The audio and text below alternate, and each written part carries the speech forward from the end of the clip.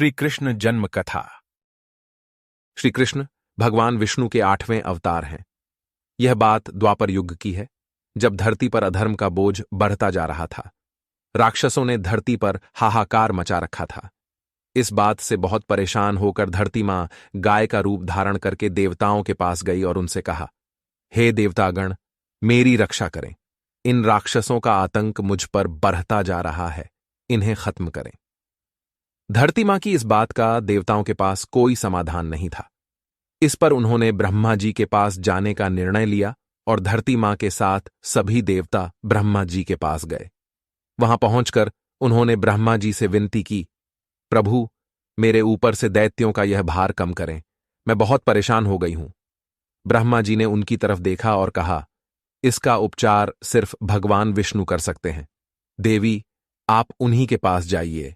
ब्रह्मा जी का कहा मानकर उनके साथ धरती मां और सभी देवतागण भगवान विष्णु के पास पहुंचे। उस समय वह शेष नाग पर लेटे हुए आराम कर रहे थे। वहां पहुंचकर सभी ने उन्हें प्रणाम किया और पूरी बात बताई। पूरी बात सुनकर भगवान विष्णु ने कहा, हे देवी, परेशान न हो, मैं मनुष्य के रूप में पृथ्वी लोक पर अवतार लूंगा और पाप को खत्म करूंगा। उनकी यह बात सुनकर धरती मां खुशी खुशी वहां से चली गई। इधर मथुरा में राजा उग्रसेन राज किया करते थे। वे दयालु राजा थे, लेकिन उनका बेटा कंस बहुत अत्याचारी और लालची था। उसे राजगद्दी का बहुत मोह था।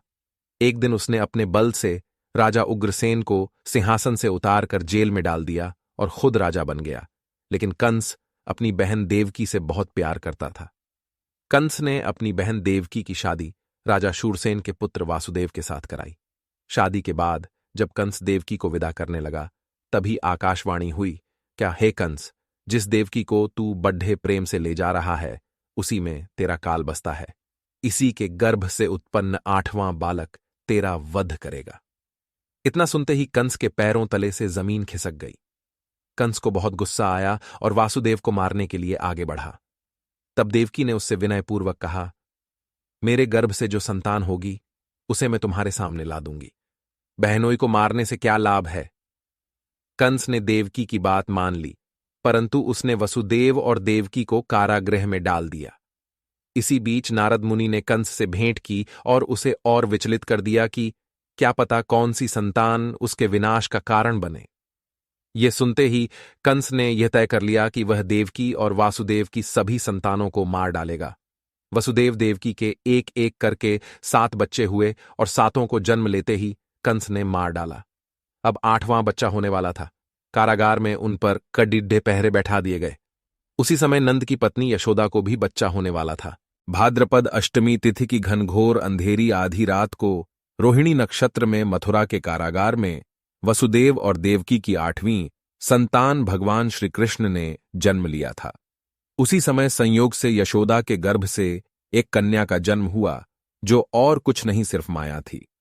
जिस कोठरी में देवकी वसुदेव कैद थे, उसमें अचानक प्रकाश हुआ और उनके सामने शंख, चक्र, गदा, पद्म धारण किए चतुर्भुज भगवान प्रकट हुए। दोनों भगवान के चरणों में गिर पड़े। तब भगवान ने उनसे कहा, अब मैं पुनः नवजात शिशु का रूप धारण कर लेता हूं। तुम मुझे इसी समय अपने मित्र नंद जी के घर गोकुल में छोड़ आओ और उनके यहां जो कन्या जन्मी है उसे लाकर कंस के हवाले कर दो। इस समय वातावरण अनुकूल नहीं है, फिर भी तुम चिंता न करो। जागते हुए पहरेदार सो जाएंगे, कारागृह के फाटक अपने आप खुल जाएंगे और उफनती अथाह यमुना तुमको पार जाने का मार्ग दे देगी। वासुदेव ने वैसा ही किया जैसा उन्हें भगवान विष्णु ने करने को कहा था। जैसे ही देवकी ने नन्हे कृष्ण को जन्म दिया, वासुदेव उन्हें एक टोकरी में रख गोकुल के लिए निकल पड़े। वह दिन अलौकिक था। सारे कारागार के पहरेदार सो रहे थे। यमुना नदी में भयंकर तूफान था। ज्यों ही वासुदेव यमुना को पार करने लगे, नदी ने उन्हें रास्ता दे दिया। उस तूफान और बारिश के बीच नन्हे कृष्ण की रक्षा के लिए शेषनाग भी पहुंच गए। वह दृश्य अत्यंत अद्भुत था। भगवान स्वयं पृथ्वी पर आए थे दुष्टों के दमन के लिए। वहां उन्होंने नवजात शिशु को यशोदा के साथ सुला दिया और कन्या को लेकर मथुरा आ गए। कारागृह के फाटक पहले की तरह ही बंद हो गए। अब कंस को सूचना मिली कि वसुदेव देवकी को बच्चा पैदा हुआ है। उसने बंदी गृह में जाकर देवकी के हाथ से नवजात कन्या को छीनकर पृथ्वी पर पटक देना चाहा, परंतु वह कन्या आकाश में उड़ गई और वहां से कहा, अरे मूर्ख, मुझे मारने से क्या होगा, तुझे मारने वाला तो गोकुल में जा पहुंचा है। वह जल्द ही तुझे तेरे पापों का दंड देगा। तेरा अंत अब समीप है। यह सुन कंस को बहुत गुस्सा आया और बाद में श्री कृष्ण को मारने के लिए कंस ने कई राक्षसों को गोकुल भेजा, लेकिन कोई उनका बाल भी बांका नहीं कर पाया।